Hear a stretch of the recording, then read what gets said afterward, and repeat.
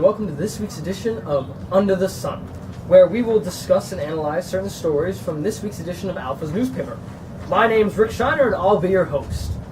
Today we will talk about a new local business, discuss the term bullying with an experienced psychologist, explore an interesting lunch money fundraiser, lend tips to businesses having trouble with productivity, and talk to one of the best law professors about a case worth more than $1.5 million. The lineup is set, and we are ready for our first guest under the sun.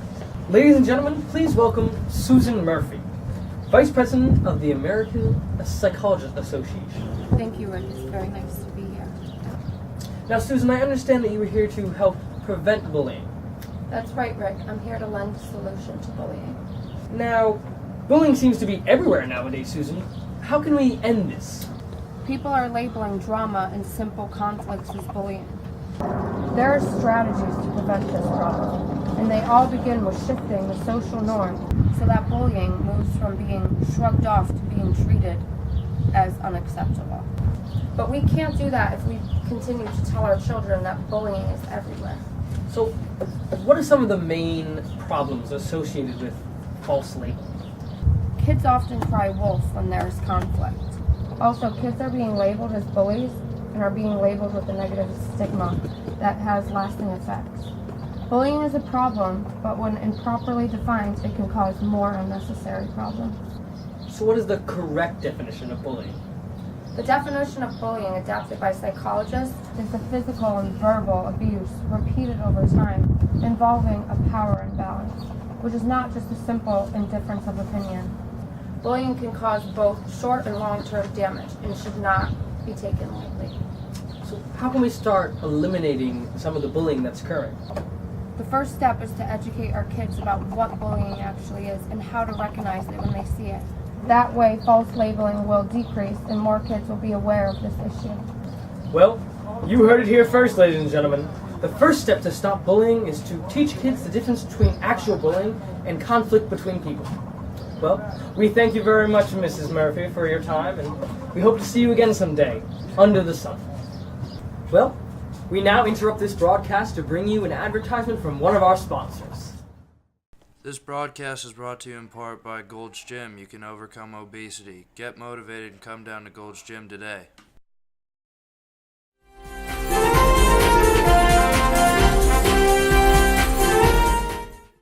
Welcome back to Under the Sun. This portion of this week's edition is called Somewhere Near You. In this week of Somewhere Near You, we are discussing a new laundromat that is changing the culture of laundromats everywhere. Run by a real estate executive turned entrepreneur, Louise Mann. She went into a dirty and unpleasant laundromat and thought she could change the feel and look of a business like this. And so she did. She started Wash Day Laundry, which is a laundromat that may be coming somewhere near you, and ended up quitting her job as the senior regional sales manager to manage a brighter and lighter new laundromat. After its opening in 2009, Wash Day Laundry, equipped with Wi-Fi, television, and environmentally friendly power, brought in $275,000 in its first year of business, which pushed Louise Mann to open 2 more stores. So be looking around because a Wash Day Laundry could be somewhere near you. Our next guest is Amber Milk Peters, the mother of a recently famous young boy who has raised over $15,000 to pay off negative lunch accounts for tons of children around at different schools. Hello, Amber. Hello, Rick. How are you? I'm great. So tell me how this whole thing started. Well, one day my son came home upset.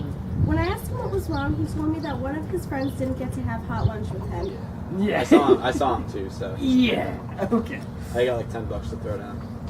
That's awful. Just a cheese sandwich.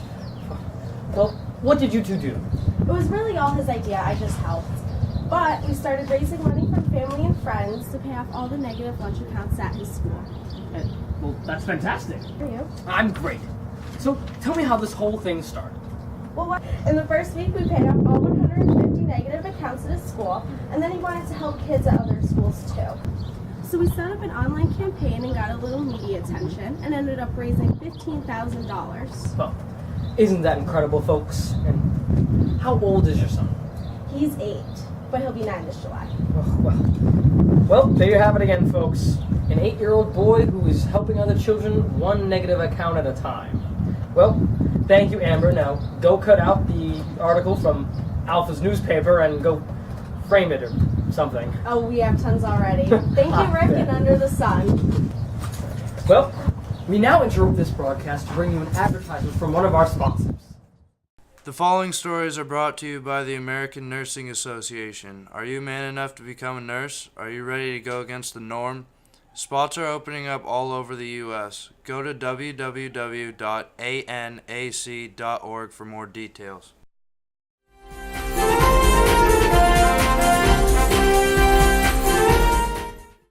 Now our next guest is here to talk to us about how we can make businesses and decision-making more successful. Please welcome the brilliant business analyst, James Kane. Hello, James. Hello, Rick. How's everything going today? Everything's great.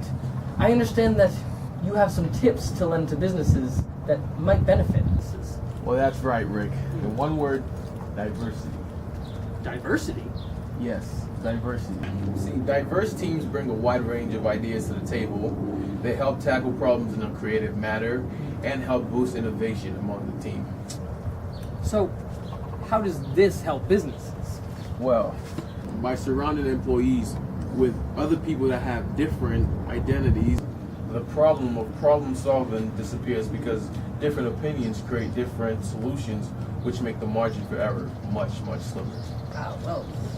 So, we should just put a diverse group of geniuses in a room and all the world's problems would just vanish? Well, no, I never said anything about geniuses, but that's the mindset nowadays. Sticking a bunch of smart people that will all come to the same conclusion in a room is pointless because there's no diversity present. Oh, I see. So, more people with different ideas create better ideas and more efficient ways to solving problems. Exactly. Is there a downside? See, obviously, to everything there's a downside. Diversity can have a positive or negative effect depending on how it's handled and introduced to a business. So, in your opinion, what's the best way to handle it? See, according to a professor's research at Harvard's Business School, there's a range of factors that affect performance, but interpersonal congruence or the level of awareness that individual members of a group have of the different approaches and outlooks of the other members is the most significant one. So, what makes it the most significant? While in most studies, diversity improves creative task performance when there's high interpersonal congruence, but undermines performance where there's low interpersonal congruence. Well, there you have it, folks. So, if you are starting a new business, or are currently employed at a business that could use a little boost in productivity and performance, try looking into diversity and see how it can help. Well, thank you for your time, James, and we hope to see you again sometime. Under the sun. Thank you, Rick.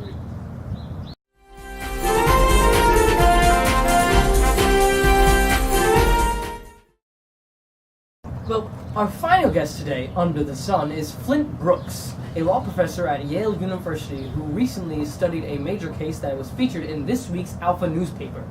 How are you, Mr. Brooks? Rick, please, call me Flint. I'm great. Well, Flint, tell me more about this crazy lawsuit and what's going on. Well, like most lawsuits that tend to attract attention, this one's very expensive, the net worth being about $1.5 million. 1.5 million? That's right. All over a napkin. Over a napkin? How so? Well, a 59-year-old man named Webster Lucas is suing McDonald's for undue mental anguish. After him and the store manager on duty got into a verbal altercation over an extra napkin. So, what's so special about a couple of napkins? Apparently, Mr. Lucas is an immaculately clean person, and he only received one napkin in his bag when he asked for a few extra. How dare them? And the manager supposedly gave Lucas a very aggressive attitude. So, how did it escalate from there? Apparently there was some racial tension as the manager used the words, "you people," in one of his remarks, which Lucas took as him singling out the black race. So, was there anyone there to verify this? Well, luckily one of his friends was there to see everything happen. He said that McDonald's was very busy that day, which means it must have created quite the scene. Well, so why did the guy sue? Well, he ended up suing McDonald's after trying to get in contact with the general manager and only being offered just a few hamburgers. I know, right? There are some interesting things coming out about Lucas's past as well, from all the attention. Such as? Well, you might want to sit down for this one. He was sentenced to 27 years and 8 months in state prison for sodomizing and robbing an 18-year-old man in a jail cell at a LAPD police station. But he doesn't remember, conveniently, because he was quoted saying that he smokes PCP-treated cigarettes daily. Oh. Yeah, that was my reaction as well at first. But he stands firm that his past has nothing at all to do with this case. Well, thank you for the information, Flint. We hope to hear more about this story and about this case as it progresses. So, thank you, but that's all the time we have. So we hope to see you again next week, Under the Sun.